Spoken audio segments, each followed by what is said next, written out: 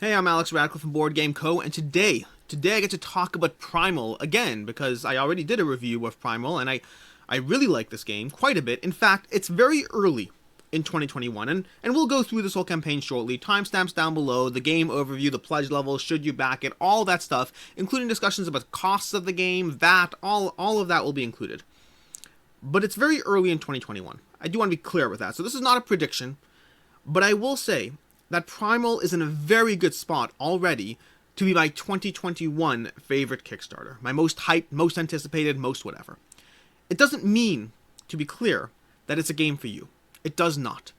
But there's a certain feeling when you lose that prototype, which I've played this game and I've lost that prototype. I have to send it on. And there's a certain feeling, a degree of I want to play that game again. And I very much have that with Primal. But with that, let's go into it. Let's go into this campaign that is, it doesn't look like it's going to hit 2 million day 2, but the fact that I can even say that as a sentence. This is Primal by Reggie Games. This is their second Kickstarter. They had Elo Darkness before this, which hit like 200,000 or something. Not a ton. I mean, it's pretty solid for a first campaign, but not a ton. And then we have Primal, day 1, crossing 1.4 million. And it looks like it's going to slowly creep upwards because they did have that early bird. Not a huge savings, like $10, but the early bird will definitely push towards an early campaign growth or whatnot. But I can see this in the next 12 days. I can see this hitting 3 million. I don't know where it'll land, but for a second Kickstarter, the fact that it'll potentially, almost certainly cross 2 million and will very likely get to 3 is absolutely insane. And yes, I am fully aware that if you go to the very first update that landed today, they have the day 1 unlocks and it's 3 quest cards. 3 cards. That's going to be the daily reveal, daily update you got after $1.4 million in funding. Which is going to be very disappointing for many. Very disappointing. 1.4 million and you gave us 3 quest cards. And for those people, I'll say, hey, read the comments. They had the daily unlocks planned from day 1. They had them all ready, all whatever. And they were not anticipating. They said this very clearly. They were not anticipating just how high this one went. And so they are looking into options. They are looking to what they can do. But short version is, let's give them a few days. Let's see how it goes out. And even if it doesn't, we'll get into that. Let's cover the campaign. So let's jump into the campaign. The game overview. Primal the Awakening is going to be a fully cooperative deck-building boss battler experience that is very heavily focused on the card play, which goes back to what I said, how just because I like it does not mean that it will be a game for you. This may well be a disappointing, lackluster second experience to Kingdom Death Monster or whatever game you are hoping Primal will be. Or if you're me, Primal the Awakening provides intricate card play, tough decisions, tactical. I have a hand of 5 cards and I need to figure out how to play these cards, to get these cards to the table, to get them down, hit the table, discard this card to play that card, draw these 2 cards, do this, jump around, jump on a plateau, jump on the monster's back, stop it from reacting, hide in a bush while someone else takes a turn, shooting the bow and arrow at the monster. So many different ways you can play this game, merging that tactical card play, which is going to be all about ultimately how you can min-max your way to the victory, along with moments of epic experiences where you manage to do 20 damage to the creature while someone else jumps off a plateau, someone else hides in a bush, and somehow or another you manage to survive until the end of the campaign, and then proceed to, end of the monster, then proceed to upgrading your gear across the campaign and getting new weapons, new unlocks, new things that will help your journey, new shields that will have different abilities, new masteries, new everything in this game. Primal is giving you, like I said, a boss battling card-driven experience. If you are interested in a huge tactical whatever, this is not Oathsworn, this is not Aliens Trespass Odyssey, this is not Kingdom Death Monster. This is Primal, a game for myself that I find it most reminiscent of Marvel Champions in the experience it delivers, but while giving me the tactical board maneuvering, board layout as well. That little aspect of the game where you are turning around in a circle. Let me see if I can find a little image somewhere here. There's got to be an image somewhere. But where you're turning around in a circle on this board, facing this monster, going through those 4 quadrants, because that's all the movement you have in this game is 4 quadrants. And yet it manages to work. It manages to give you an actual tactical feel of how to position yourself in a way that actually matters. Because for myself, I like big maps. I like them in the right board. I like them in Super Fantasy Brawl. I like them whatever. I don't like them quite as much in head-to-head boss battling experiences. I kind of find that you end up being all crowded in the same spot anyway. And so I'd rather just have things like shift to the side, monster rotates, draw its attention, draw its aggro, do what you need to do, while someone else manages to hurt the monster, or you manage to hurt the monster, in its areas that it's vulnerable. I like the experience that Primal is delivering, and like I said already, this is well primed to be my favorite Kickstarter of 2021, granted we're 3 weeks into January, so take that with the grain of salt, the very large grain of salt that you should do. And this game is bringing you a ton of content. It's giving you multiple pledge levels with the all-in, the optional buys, and it's showing you all the optional buys day one. I'm assuming there's no surprises. We'll find out what kind of surprises. I mean, if they throw optional buys in now, people will be upset, I'll say that much. But I don't know what their plans are in terms of what the campaign will deliver. I don't know what their stretch goals plans are. I don't know what their daily reveal plans are. But I can tell you that so far, the campaign is coming to you with 4 heroes in the base game, 12 different monsters to fight off. That's going to be before any stretch goals or daily reveals, of which they seem to be teasing at least a monster. We'll see how it actually plays out. And speaking for myself, I will say I'm far more interested in additional monsters to fight than I am in additional heroes. I think they will both provide more content, more whatever. But this is very much a game where, at least based on my limited experience of the game, those monsters, while the heroes felt different, while the heroes did have different decks, different ability, different equipment, doing whatever, I would say that the variability of the heroes didn't feel as strong to me as the variability of the monsters. The way the monsters managed to feel like a different attack, a different struggle to try to figure out how to beat each monster after each play, I will say that more monsters tempts me to no end. And then it comes with, like I said already, it comes with, over here we have 17 large scale miniatures, we have 4 hunter models, 12 monster models, and 1 extra large monster mode. That's going to be this epic dragon somewhere, if I can find it. Let's scroll down. I don't know where the dragon is. This is where I do that. Here we go. Here's that epically large dragon over here. That's going to be 145mm scale. I don't even know what this thing is doing. I don't know what it's doing in terms of, I don't know, extra monsterness it's bringing to the table, or is it just literally just a larger monster? We'll scroll through all the monsters and heroes and everything shortly. But bringing you 17 miniatures, 12 monsters, 1 epic monster, and 4 hunters. Bringing you 1,200 cards, and this is going to be things from your decks for each hero, your masteries for each hero, the quests, the monster decks, your forge equipment. There's going to be an absolute ton of unique equipment in the game. There's going to be resources that you use to craft the actual equipment, although I'll grant you, let's be honest, those 200 resource cards, I mean, they are cards, but they're boring. They're just effectively tokens, but they're on cards. But it's that 170 unique equipment, and the 30 quest cards, and the 13 monster decks, and the 4 hunter decks. Those are the things I'm going to be interested in. The 30 terrain cards, the 30 terrain tiles, the 100 tokens. Well, I don't care about tokens, but I am interested in the very types of terrains and whatnot. And those hunters, each hunter comes into play with its own deck. It comes into play with the potential to add equipment. It's going to come into play with its own weapon and ways you can upgrade those weapons as you kill different monsters and as you unlock their stuff at the forge. It's going to give you all of that. And we have the great sword, we have the great bow, we have the hammer, and we have the sword and shield are going to be the 4 hunters in the core set, although there is an optional buy or the all-in that will give you more. It's going to come with the monsters. And the monsters, and I've seen critiques of how most of the monsters either look like lizards or dragons that look like lizards that look like dragons, plus a few things that look like dogs. And I find that kind of amusing because there's a degree of truth to it. The monsters, to a degree, have some degree of overlap in the presentation that they give, but there's also a degree of uniqueness. It has both, and ultimately, I mean, I'd love to see more sculpts. I love that elephant sculpt, I'll say that much. We'll get through them all. But we have Araxin, which is going to be your typical dragon-ish type character. This is one of the monsters I got to fight in the prologue. We have Kraja, who is like a lion-ish kind of thing. We have Toromont. Toromont's going to be the other monster that was in the tutorial if you've been watching various playthroughs, and Toromont's more of a, I don't even know, what is he? What is he? He's weird. I have no clue what he is, but either way, he was fun to fight. We have Diggerox, which is going to be another kind of dragony, leathery, scaly thingamajiggy. We have Morcross, which is basically Godzilla, and I love the art in this game. I haven't said it yet, but the art in this game is absolutely gorgeous. We have Fenrir, or is it Felixir? Sorry, not Fenrir. This is not Fenrir at all. This is Felixir, which is going to be your dog that looks suspiciously like Fenrir. We have Corwin, the giant crab thing. That's no dragon, that's a crab. We have Orwixen. This is not a good game for me to be covering for someone who can't pronounce anything. Orwixen, which is going to be another kind of dragony sort of thingamajiggy, lizard thingamajiggy. We have Ozu, who's like, this fly dung beetle, but it's a larger dung beetle than the ones you're used to experiencing. This is the kind that's going to eat you, so we'll see. We have Jekaros, which is another Godzilla-ish kind of character. We have Huram, which is like a snake lion or something majiggy. Taragula is my favorite, if that's how you sound. Taragua is going to be my absolute favorite, looking like this weird elephanty monster, woolly mammoth kind of dragon in this situation. Although when I say favorite, I mean from the core set, because, sadly it's true, some of the cooler monsters are in the optional buys. And then from there you get to the crafting, which is going to be all these different types of upgrades and equipments you have, because each different monster, I believe it's every 2 monsters is associated with 1 element. So there's 6 different elements in the core set, and all of those are different ways you can upgrade your equipment in different ways. You can have different bows, different greatswords, different hammers, different shields, basically all these other things that you want to have. You have different armor cards, helm cards, all this stuff. And as you defeat these various monsters, you'll unlock those elements and be able to use them at the relative forges in order to craft more equipment for that monster.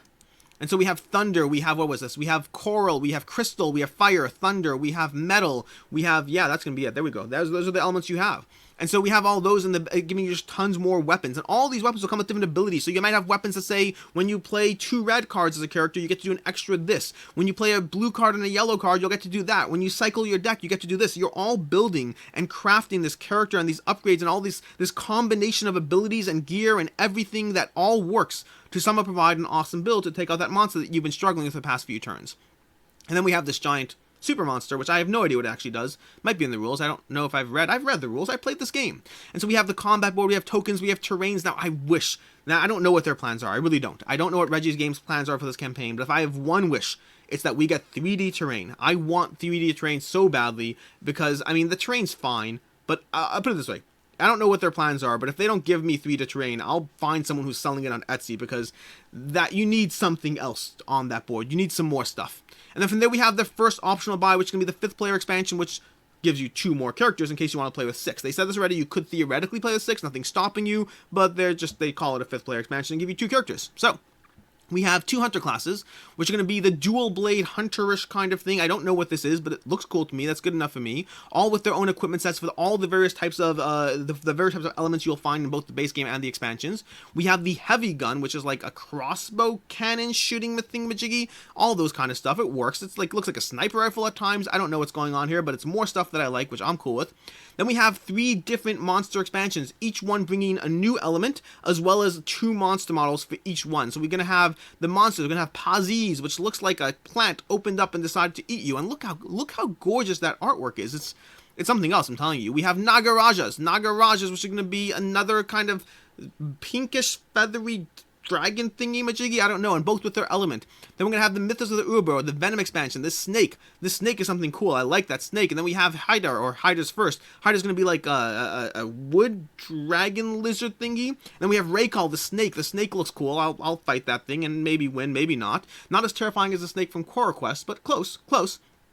Then we have the Borealis Wind Frost expansion, which is going to give you Circage, as well as Circage looks cool. I mean, that guy's got no eyes or something. It's something that doesn't have eyes is terrifying, I'm telling you. And then Mamurak, which is going to be the last of the creatures, and this looks like some sort of woolly mammoth polar bear beast dragon or something. I'd love to see the various elements that went into creating all these dragons and the various beasts, because they're fascinating. And that is going to be all the various content in the game. As far as the pledge levels, there's really 2 pledge levels to cover. There's going to be the core pledge coming in at €139 or roughly $170 or so plus shipping. Shipping will be at around 25, I think. Where is it? 25, I think it's 35, roughly $35 for shipping. And then the gameplay all in is going to be €249, roughly $300. And they said expect shipping to be somewhere in the range of an extra €10 whatnot. So that roughly $50 shipping or that. So about $350 for all in. This is Canadian shipping, but roughly $350 for all in and roughly $200 for the core pledge, which is a lot of money for a game that literally could have given you a single monster, just given you 1 mini, and just proxy that with every single other thing you got. You didn't need that stuff. Sure, the cards you need, the other things you need, but the actual miniatures, you don't need miniatures for this game. I mean, look at the amount of people who are looking for standees for the game, and they've already answered there will not be standees for this game. Lots of reasons going to the actual costs involved, they think the monster is more essential. Ultimately, there's not going to be a standee pledge unless they drastically change their mind, and factor in the fact that it's not going to be a huge savings. If you look at Oathsworn is coming in at, I believe, if I recall correctly, Oathsworn was $110 for the base pledge, and $179 for the miniature pledge. And that gave you like an extra 80 miniatures for that $80. So if you're taking away like 15, 20 miniatures, I mean, maybe this would save like, I don't know, 20% off the price, 25% off the price. A big part of the cost is going to go into the cards, the production, all the extra stuff, the development. I mean, do you know how much it takes to actually build out different monsters and everything else? Think about Kingdom of Death Monster at $350 gave you 7 monsters to fight. And you'll have all the Kingdom of Death Monster defenders talking about, but no, and it's the intricacy and the details and this and that. I don't care. Or the quality of the miniatures, I don't care. But $350 in Kingdom of Death Monster gave you 4 heroes, 7 monsters, and then 7 armor kits for heroes, and then a whole bunch of intricacy and cards and all the stuff that goes into building out a good game. Components to components, Primal does seem to hold up against its competitors, although granted, it is a first-time creator, very much like Kingdom of Death Monster was once upon a time. And that's going to be the pledge levels for Primal. And let's talk about the should you back it. And some of the things I talked about already will feed into that should you back it. The costs of this game are high. I'm not going to sit there and pretend it's not. I love the game. I've played the game. I will get it. But someone in my Discord, in our Discord, I'll include a link to the Discord down below, but someone in the Discord asked me a question that I thought was very relevant. That the question was, would I back this game if I hadn't played it? And I paused, I thought about it, and I think the answer is yes. Mostly going by other games I have backed and been wrestling with, was it worth it or is it not? But I think I would. And a big part of that is going to be the fact that when you add up everything you're getting here, when you look at all the content on the table, you're looking, let's look at that all-in pledge, $350 for that all-in pledge. That's over 1,800 cards is in the all-in pledge. That's before we even touch the miniatures. Do you know how much cards cost in Marvel Champions? Marvel Champions is like $12 for 70 cards, which means that base pledge alone is going to be about $200 just in terms of the cards alone for getting all the extra miniatures on the table. In other words, it's giving you an equitable pledge level just in cards for getting the miniatures. In terms of the all-in, that's like roughly $310, $320 worth of cards alone before we even get to the miniatures and the extra content and everything else.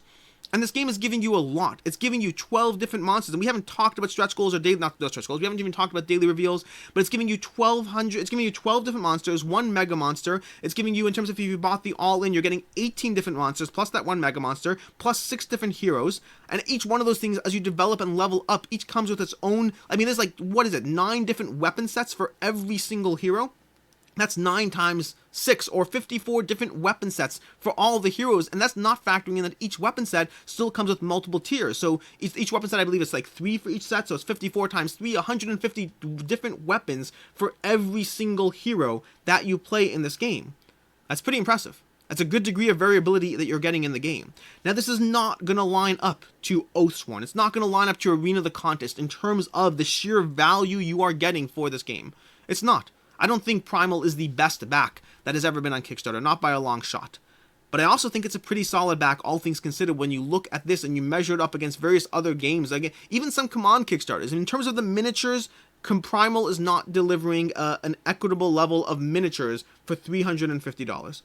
But in terms of the combination of miniatures, of cards, of gameplay, of unique everything, I believe Primal holds up. And if we, for a second, pretend that it's not going to retail, then I believe that Primal will hold its value no problem at all. This is a good game. I can tell you nearly every single content creator who has played this game has been raving about how good it is. Myself, I'm saying I already think it might be my Kickstarter pick of 2021. Mark Dainty, even Not Board Gaming, said it's absolutely incredible. Jeremy Howard has been going on and on about how enjoyable this is. Michael Kelly, One Stop Co-op Shop, has said that he's posted like multiple times about how this is something special. There's lots of good games out there. There's lots of good games every single year. There's lots of good games in retail. There's lots of good games on Kickstarters. I talk about a lot of games, and I like a lot of games. But it's very different when you give extra focus and attention to certain games. And I think Primal deserves that extra focus and attention. I think it's not only my own opinion saying this. It's multiple other content creators. And the reason that's relevant is because if it's my own opinion, I'll write it off as, hey, I like the game. Who cares? Doesn't mean it'll hold its value. Doesn't mean the market will want the game. But with enough people who have played this game, who have enjoyed and liked this game, who are raving about how good and how much fun Primal is, I believe the secondary market will hold its value just fine. Everyone who passes on this Kickstarter, when they hear about it, this may well be the next Kingdom of Death monster. Not in terms of game to game, the same game. It's going to be a very different experience. There's no question about that. But in terms of being a solid, enjoyable, well-crafted, well-thought-out, intricate experience that people are itching to get their hands on after the fact and willing to pay you your $350 plus an additional $200 because they just can't get it elsewhere, I think it'll happen. Which means the only real competitor to Primal, in my opinion, is Primal itself and their retail plans, because they have not said what their retail plans are. They do seem to be like there will be something in retail at some point. The closest thing they said in terms of, they've given a bunch of vague statements without anything concrete of, will the game be available in retail? Our plans include a future worldwide retail distribution of the game based on the success of the Kickstarter campaign. Well, the success of the Kickstarter campaign is well established. However, the development of eventual retail channels is currently put on hold and postponed to months after the Kickstarter campaign. That's fancy talk for pay us a lot of money and you'll get your game faster. Not a value to me. Well, at least, I mean, it's value to you if you want, but not something I'm interested in paying tons of extra money for. All our energy invested in making the Kickstarter edition of the game as perfect as possible from the possible for backers. How is the Kickstarter edition of the game different from the one that will be available retail?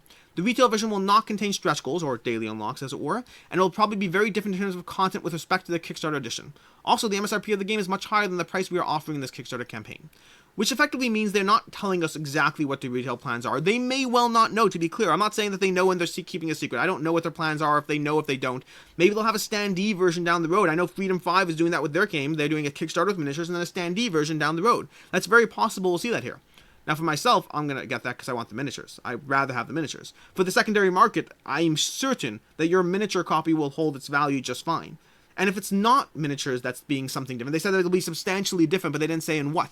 So I don't know in what shape, form, or anything else, but I believe that your extras, your daily unlocks, your miniatures, whatever it is extra this game brings to the table, I believe it's a good enough game that it'll certainly hold its value. You can sell yours down the road and get that retail edition if you don't care enough, and that's fine. So ultimately, it's a bit of a long wraparound, but the combination of the good game, the actual justification of comparing the components against anything in retail at the moment, all of this has me believing that Primal will hold its value even at $350 for the all-in pledge or $200 for the regular core pledge. As far as international, if you have to pay extra money for shipping, you're going to have to factor that in, and I know the shipping internationally was a big deal. The shipping internationally has, I'm trying to find the shipping chart, I have to scroll down this huge page filled with tons of stuff. The shipping costs over here are going to be USA and Canada, that's UK and Europe, Australia, New Zealand, China, and then rest of the world coming in at a ridiculous 120 to 150 euro. Now, I don't know what their plans are. I hope that they manage to unlock and open that up for a lot of people, because I think the campaign has been successful enough that they can justify putting more time, energy, and attention into that more open, spread out, whatever, in terms of getting that shipping price down for the rest of the world. I would like to see that happen, but who knows. Speaking of the rest of the world, let's cover VAT. VAT. With all the drama coming off of Massive Darkness and Command and their VAT, and people talking about how dare they charge VAT, now we have the newest drama, which of course is a regular reminder to the fact that you can never, ever win. Primal said VAT's included. And then cue the horde of people jumping in saying, so basically we're subsidizing someone else's VAT? You're including VAT and they're making us US backers pay extra so someone else can get their game? Which is, I hear, but before we even get into the justification of the argument, let's just remember, no matter what you do, someone's going to be upset at you. So the next time someone's complaining about Massive Darkness and that, just remember that Primal tried to cover that, and they managed to get pushed back on that. It's a hard balance here. As far as the actual complaint, the way Primal addressed it, and I believe it, and I'll tell you why, is they said, no, we're not charging people extra for the game, we're just choosing to make less money on people who are backing it internationally. Because there's two ways to look at it. Either they charge a generally higher price across the board because they need to make back a certain amount of money and it all works out, or they're just not making as much money on international shipments. And let's use the 20% or whatever for that. Let's use that as a reference point. If they sell a pledge, or they sell the core pledge for $200 is what's going to cost you, but they're going to walk away with roughly $170 of that. So you're paying 20% of $170. If you don't think that they're making $34 in the game, they're making $34 in the game. I guarantee you that. They're making at least $34 per pledge in terms of, they'd have to have crazy margins to not be making at least that much money. Which means they're effectively willing to subsidize and say, hey, we want the rest of the world to have the game, and we don't want to charge them extra, so we just won't make as much money on them, but it will help the general knowledge, the general people getting their hands in the game. The profit margins are a thing, and you have to take them into account when you're factoring what's going on here. Now, it could be that indeed they charged everyone else more money to account for the international backers. Could be. I don't really know on that one. I'm just saying it's very viable either way. And that's basically going to be everything to do with Primal. Primal is a game, like I said already, that, oh, look at this, look at these miniatures. 42mm, 71mm, 145mm. I hope the dragon is nice. That Joan of Arc dragon, as much as I never kept Joan of Arc, that dragon from Joan of Arc is still one of the best miniatures I ever had in my collection, just in terms of scale, epicness, and everything else. I'd love for this to be a decent competitor in that sense. Ultimately, where we leave off is Primal is a game that I've thoroughly enjoyed. Primal is one of my favorite games. Well, it's my favorite game of 2021, but that's easy to say because there hasn't been a lot of competition yet. Primal is primed, you see what I did there? To be one of my favorite Kickstarters of 2021, if not my favorite Kickstarter of 2021. Primal provides tactical card play, decisions, depth, interesting, and it does all that in a game that's roughly 60 to 90 minutes per session. The campaign comes in at around 11 to 15 games total for the whole campaign, and you can one-shot it with this whole book over here, the one-shot expedition mode. You can just jump through it. And I played the one-shot expedition mode, and it was rewarding. It was fun to have that upgrade, that gear, and to utilize it as you needed to develop and fight and combat and things and powers and abilities. Primal combines the things I like most about games of powers, abilities, and a puzzle, and it interweaves it together. And it is expensive. I don't want to undersell that. And just because I like it, just because a dozen other reviewers like it, does not mean you will like it. So back responsibly. Make whatever decision you feel you need to. As far as the extra content, keep in mind, stretch goals, let's cover stretch goals before we call it a wrap. They have like a stretch goal a day or daily unlock per day coming out as the campaign develops, and they haven't really covered exactly what's included. They have hinted about the fact that there is going to be more stuff added due to the success of the campaign, but I use the word hint very specifically. I do not know what their plans are or whether they have changed entirely or in any way whatsoever. But day 1 had new equipment. Day 2 has something here. I don't really know what it is. Maybe bags. I don't know what it is. And day 3 seems to imply a new monster. And if they keep giving us new monsters, it's only going to add to the new content. If they have heroes, monsters, anything else, 3D terrain. I want 3D terrain, I really do. We'll see how the campaign develops across the next few days. But ultimately, I'm excited and back responsibly, or something along those lines. Until next time, I am Alex Radcliffe from Board Game Co. I apologize for hyping you up on Primal if I have. I think it's a good game. I really do. I think this is going to be the next. I can't say that. I was going to say this next Kingdom Death Monster, but I can't say stuff like that. It's not Kingdom Death Monster. It's a very different game, but it's going to be the next boss battling experience that people are going on about. Then again, so is Oathsworn, so is Aeon's Trespass Odyssey, so is who knows what. There's a lot of games out there, and you can't get them all. Gotta catch them all, or something along those lines. Until next time, I'm Alex back from Board Game Co. for the 4th time, and as always, have a good one.